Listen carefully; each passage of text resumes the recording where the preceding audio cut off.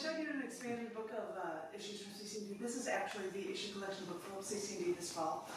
Imagery of Place, and you see something cool, and you're like, I've got to photograph this as a Kenosha. I'm like, that building is gorgeous with the story.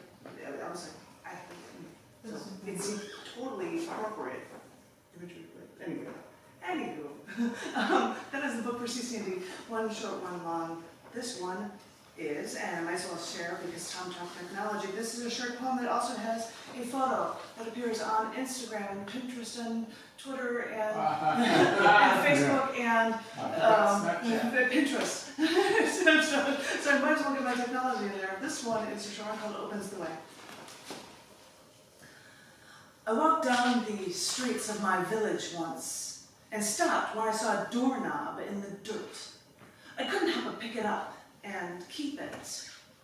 There was no lock. It was just this black doorknob and base. It was so rusted that the doorknob wouldn't even budge, almost like it was a finial and not a doorknob. I don't know why I decided to pick this thing up out of the ground, but other than to hope that I could, hope that wherever I go, one day that doorknob may begin to turn and open the way for me from deep in the depths of the oceans, up to mountains, up through the sky, until it opens the way to where I could only dream to be. I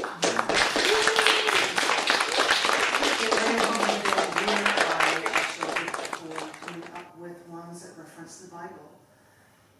But this is my vegetarian take. So bear with me. This is Genesis 4. Cain and Abel, and sin from killing. 2 sons were born of a woman who lived in a land where their Lord told them that they had dominion over the creatures, but more importantly, that every green herb was for meat. Not animals, but greens. They saw this was so, and then, sorry, I'm doing something. They saw this was so, and they thought that this was good, as the first son tilled the ground to create great food, herbs, fruits, and vegetables. Knowing this way is a peaceful way to provide a healthy sustenance for his family, the first son was pleased with his work. But the first son saw his younger brother tending to flocks of sheep instead, and then slaughtering them as offerings. How unholy, the older brother thought. How barbarian and antithetical to the peaceful way that we're supposed to be. The older brother knew he was on a morally higher ground, but when the Lord was pleased with the slaughter offerings for his younger brother, the older brother was lost. What have I done wrong? The older brother thought. He has not followed the Lord's ways, but I have done what the Lord wanted. And did I not prosper by having been peaceful? The older brother couldn't understand the slaughtering animals and extracting the fat to give away was thought of as good. And the older brother's darkest fears swelled. He heard the Lord say unto him, if thou doest well, thou shalt not be accepted.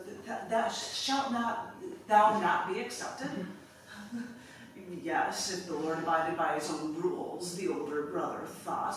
But this offhanded question from the Lord that opposed morality flew the older brother into an internal rage, because he had done well, and for this he had gained no respect with the Lord for his deeds. And more importantly, to the older brother, his younger brother actually gained respect by explicitly being disrespectful. Where can morality lie when our Lord cannot be moral? The older brother wondered, contemplating what to do. Soon after, the younger brother came to the older brother as he worked in the fields, and an argument ensued about morality. And in a blind rage, the older brother killed the younger. What kind of killing is more of a sin, the older brother thought. But eventually the older brother heard the Lord ask him, where is your younger brother? And the older brother responded he did not know. He was not his brother's keeper. After this, the older brother wondered, shouldn't the Lord, if he is all-seeing and all-knowing, shouldn't he already know? Or is this just another test of my will? And how is my will tested if I am shunned for doing the moral thing, and my younger brother is praised for sinning?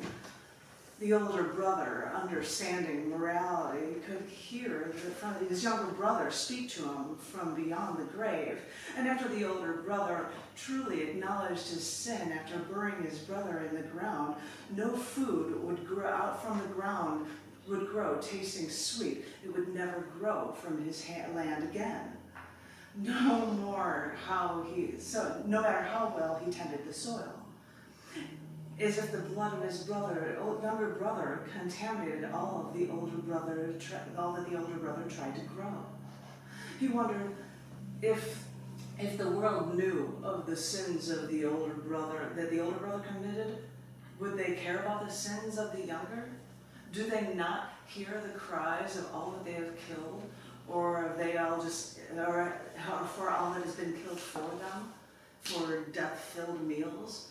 Which lives are worth saving, the older brother thought, and he had been left in this land, and it would no longer grow anything for him. Although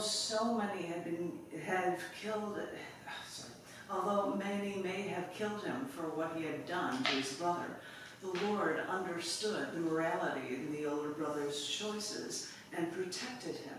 He protected him to live on a world that is now filled with people wanting to kill for food when they should not, when they do not need to.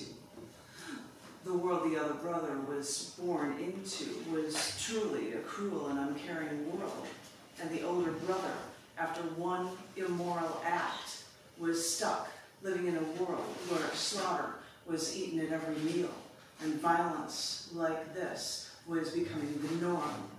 And sadly enough, this is a world the older brother feared the most. Oh. Thank you.